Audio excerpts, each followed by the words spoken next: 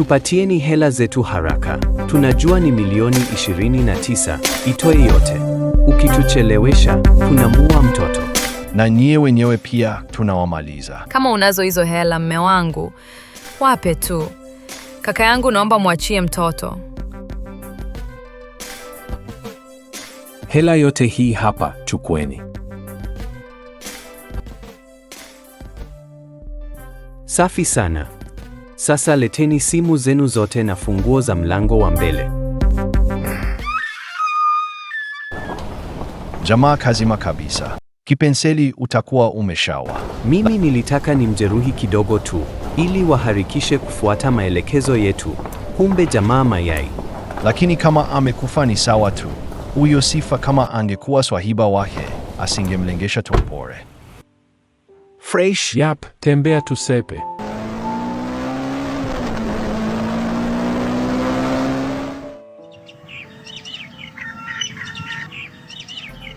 Poleni sana, lakini hamkuumizwa? Mimi tu kidogo hapa kichwani. Walipokuwa wanatuambia tuwape funguo na simu, mmoja akanipiga na kitako cha bastola. Nikajiangusha na kujifanya nimezimia. Wakaondoka wakawa wametufungia kwa nje. Kijana, hebu tuongee kidogo pembeni.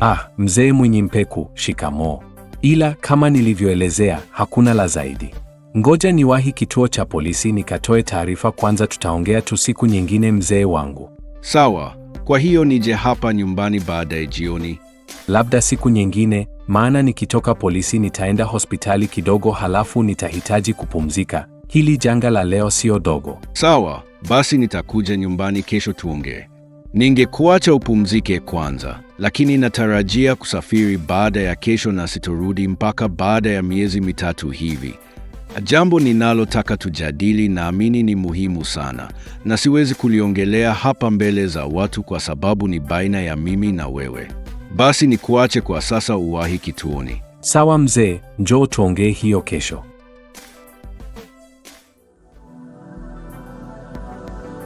Ngoja nikamwelekeze huyu kijana thabiti kuhusu Sifa ni mtu wa namna gani. Ingawa sina uhakika na ushahidi kama hili tukio lililomkuta Thabiti Sifa anahusika, na inawezekana asihusike kwa kuwa labda Thabiti ni rafiki yake. Lakini ni vizuri Thabiti akijua kuwa Sifa ana tabia ya kushirikiana na majambazi katika uporaji wa pesa na mali za watu. Huwa anatoa taarifa za watu wenye pesa kwa majambazi ili wakawapore.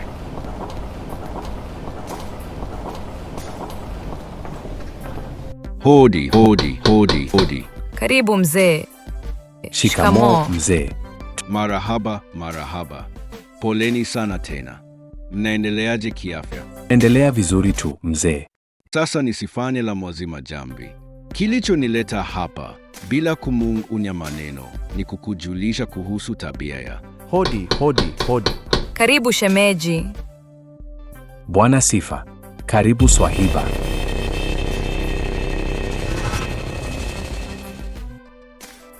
Asanteni, nimesikia yaliyowakuta jana, poleni sana.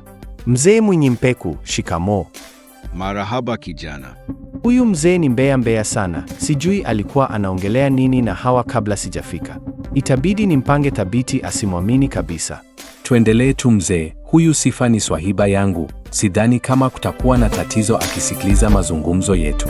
Lakini kama ni siri, basi labda tutoke nje kidogo. Samahani bwana Thabiti, mimi naona ili nisiharakishe maongezi yenu, kwanza njoo nje tutete kidogo, halafu nitakuacheni muendelee tu. Mzee Mwinyimpeku, samahani kwa dakika moja tu. Shemeji Zawadi, samahani, kuna kimzigo kidogo cha pole nilikuja nacho. Nimekiacha kwenye gari kwenye kiti cha abiria cha mbele. Naomba ukakifuate wakati naongea na swahiba yangu hapa ili tuokoe muda. Mlango wa gari upo wazi. Samahani sana shemeji yangu.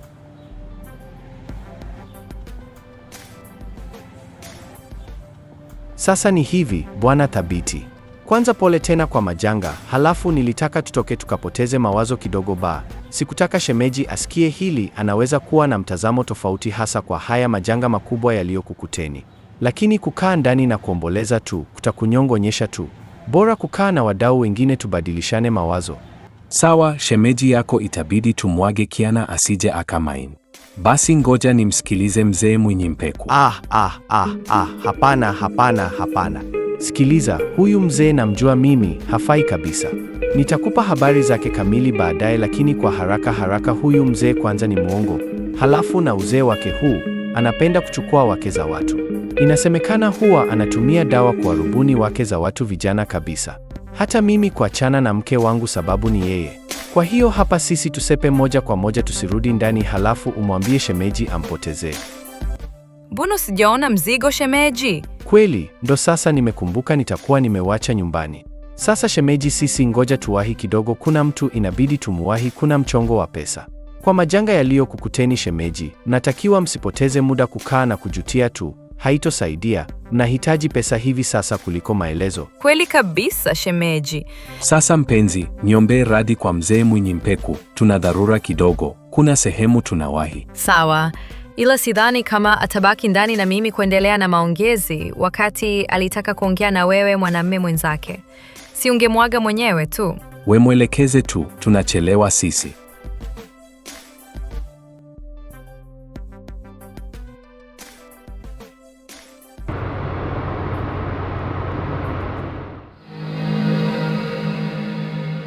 Vitu vyetu vilivyokuwa bandarini vimepotea na madeni yametuzidia. Tutaipoteza na hii nyumba tusipokuwa wabunifu. Naona tumkodishe mtu hii nyumba ili tupate hela ya kulipia deni la benki la kila mwezi. Sisi tukapange chumba cha bei nafuu kwa muda. Ni wazo zuri mme wangu. Tena itakuwa vizuri tukimpata mtu tutakayeweza kumuuzia vitu tutakavyoshindwa kuhama navyo.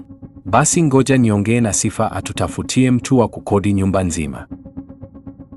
Papa Sifa, karibu mtaalamu. Karibu shemeji. Asanteni, shwari shemeji. Mambo vipi thabiti? Okay, sasa kuhusu kumtafuta mpangaji, hapana haja ya kuhangaika. Mimi mwenyewe nitaikodisha hii nyumba na nitakulipeni kodi ya mwaka mzima. Hapo shemeji utakuwa umefanya la maana sana. Hiyo imekaa vizuri, Swahiba. Mambo yananiendea vizuri, nitahakikisha hii nyumba inakuwa yangu. Halafu inaonekana shemeji yangu yuko vizuri kimapenzi.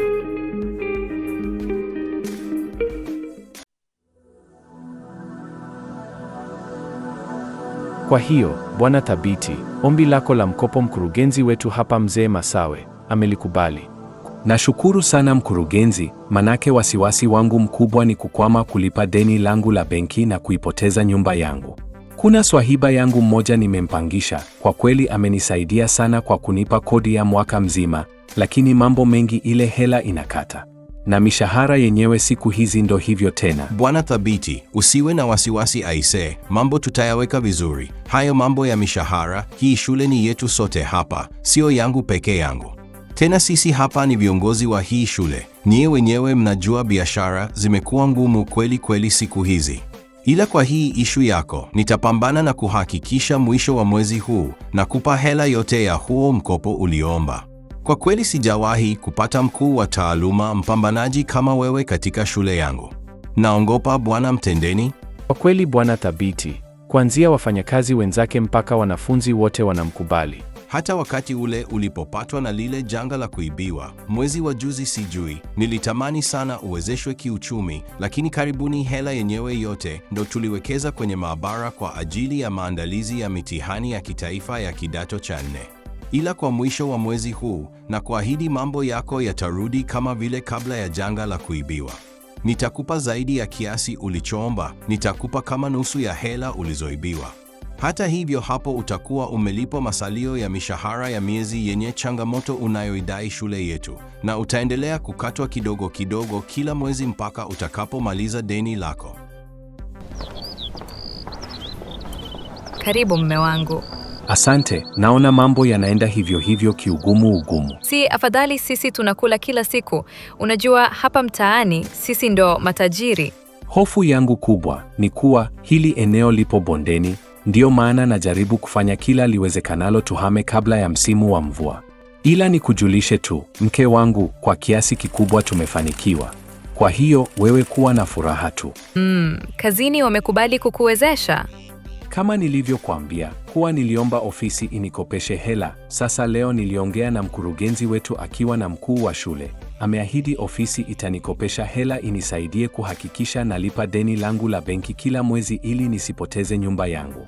Hela hiyo hiyo pia naamini itatusaidia kupata sehemu nyingine nzuri ya kuishi.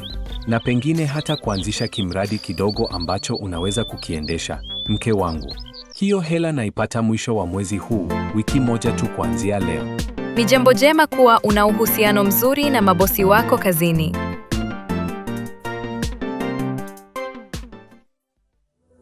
Ndugu yangu Mwalimu Matata, kwa kweli huyu mkuu wa taaluma, Mwalimu Thabiti, ananiboa sana. Hata mimi ananikera, anajifanya mchapa kazi sana. Halafu mkuu wa shule na mkurugenzi wanamkubali sana. Huyu jamaa atakuwa anatumia nguvu za giza.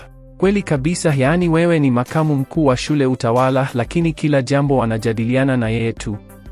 Lakini we waache, tuone shule wataifikisha wapi. Hapana, itabidi tufanye fitna hapa. Kumbuka Bwana Matata, mimi na wewe tumetokea mbali. Sekondari tumesoma shule moja. Na ni wewe tu unayejua kama nilipata 0 na natumia vyeti feki. Lakini tunaenda vizuri tu na tunatunziana siri. Lakini huyu jamaa na misifa yake, mara katoka Marekani, eti ana degree ya computer science, atatuletea matatizo. We angalia tu, wewe upo hapa siku nyingi, lakini ukuu wa taaluma kapewa yeye. Ila kweli huyu inabidi kumwendea kwa mganga. Hapo sasa unanipata. Lakini vile kuna kitu kingine nilishakipanga, tukichanganya na kumroga, hachomoki huyu. Ulipanga nini? Kuna yule binti mwenye kesi za kujihusisha na ngono. Yule Siwema. Ndiyo, Siwema. Nitampanga vizuri. Anajua mimi ndo namsaidia asifukuzwe shule. Kwa hiyo lazima atanisikiliza tu. Tutachohitaji zaidi ni chupa ya pombe kali na kondomu. Mwalimu Matata, nimeshatoka kula, narudi ofisini, kwa hiyo njoo tu utanikuta. Vipi wewe? Mbona upo kifua wazi? Umekuja kuvalia nguo ofisini kwangu? Nilikuwa nakusubiri wewe Mwalimu Thabiti. Kila nikijitahidi kuonyesha ninavyokupenda hata unielewi. Leo nimeamua nikuonyeshe kwa vitendo. Hebu funga shati lako kwanza. Kama unahitaji msaada kwa zile kesi zako, jieleze katika hali inayofaa. Hivi utajiongezea kesi nyingine tu. Halafu umelewa nini? Nasikia harufu ya pombe. Mkuu, nakuomba unifuate haraka ofisini kwa mkuu wa taaluma. Kuna nini? Itakuwa vizuri kama utashuhudia mwenyewe, mkuu. Unajua kuwa mimi huwa sipendi majungu. Mwalimu, mimi nakupenda sana. Siwezi tena kujizuia. Hizo ni akili za kitoto. Hebu funga shati lako kwanza, halafu unisikilize vizuri. Kwa nini unalazimisha mwalimu wakati mimi sikutaki? Ninavaa bwana. Vipi tena hapa? Huyu binti nadhani ana ugomvi na mimi au ametumwa. Karibuni waheshimiwa. Hapana, Mwalimu Thabiti kila siku ananitongoza. We, Siwema, nenda kanisubiri ofisini kwangu. Halafu nasikia harufu ya pombe. Yaani mwalimu, ukishajua mtoto ana pepo la ngono na wewe unajiservia. Tena wewe ni kiongozi, Mwalimu Thabiti.